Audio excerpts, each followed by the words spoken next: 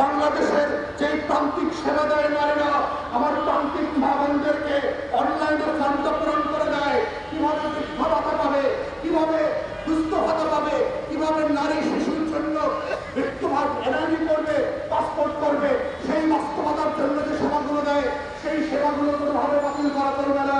এটা নতুন বাংলাদেশের জন্য কার্যকর কোনো ন্যায্যত জায়গা হতে পারে না।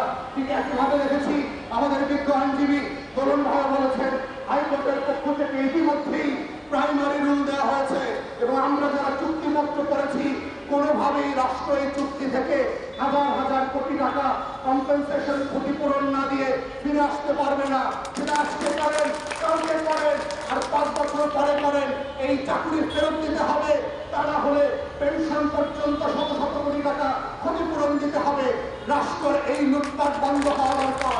বন্ধ করে দিয়ে সেবার উপরে ভিত্তি করে সত্যি ন্যায্য দাবিগুলো মেনে নেওয়া আহ্বান জানাচ্ছি। 51 দিন ধরে যারা যে সকল মা বোনরা আমার এখানে আন্দোলন করছে তাদেরকে কাজে ফিরে যেতে দেন। ন্যায্য যে সেবা দেওয়ার কথা ছিল তাদেরকে সেই সেবা দেওয়ার ব্যবস্থা করে দেন। এটার জন্যই তাদেরকে চাকরি দেওয়া হয়েছিল এবং সেই কাজটাকে বাধাগ্রস্ত করছেন কিছু দুর্নীতিবাজ আমলা এবং মাননীয় উপদেষ্টা মহোদয়। আমরা খুবই দুঃখিত যে এইরকম নারী অধিকারের ব্যবসা যারা করেছেন, গত 5 দশক ধরে কেন্দ্রীয় ব্যবসা করেছেন, তারা আজকে নারীদের পাশে দাঁড়াচ্ছেন না।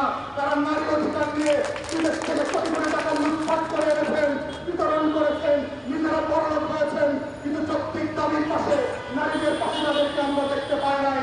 দুর্নীতিবাজ আমলাদের কথায় তারা কথায় কথায় নাচতেছে, আর আওয়ামী আমলাদের প্রয়োজনায় আওয়ামী লীগ লোকদেরকে আওয়ামী লীগ বানাচ্ছে। এইটা নতুন বাংলাদেশে কাম্য না। তাই আমরা অন্তর্বর্তীকালীন সরকারকে বলছি অবিলম্বে এই ন্যায্য দাবি মেনে নিয়ে এই চাকরিকে স্থায়ীকরণ করেন, তারা হলে নেগোসিয়েট করেন, কথা বলেন কোন দাবিতে আপনারা বাসায় ফিরে যাবে সেই দাবিগুলো মেনে নেন। মেনে নিয়ে ওনাদেরকে কাজে ফেরার ব্যবস্থা করেন। 51 দিন ধরে তারা রাস্তায় বসে আছে, তাদের নিরাপত্তার প্রশ্ন আছে, তাদের পরিবারের বাস্তবতা আছে, তাদের ঘরে বৃদ্ধ বাবা মা স্বামী আছে, বাচ্চারা আছে, তাদেরকে রেখে এই বাস্তবতার জন্য আপনারা যারা বাধ্য করেছেন আপনাদেরকে জবাবদিহিদের আওতায় আনতে হবে এবং ক্ষতিপূরণ দিতে হবে। কেন একটা ন্যায্য আন্দোলনের জন্য 51 দিন নষ্ট করতে হয়েছে? 51 দিন ধরে আমার নাগরিকদেরকে সেবা থেকে বঞ্চিত করেছেন।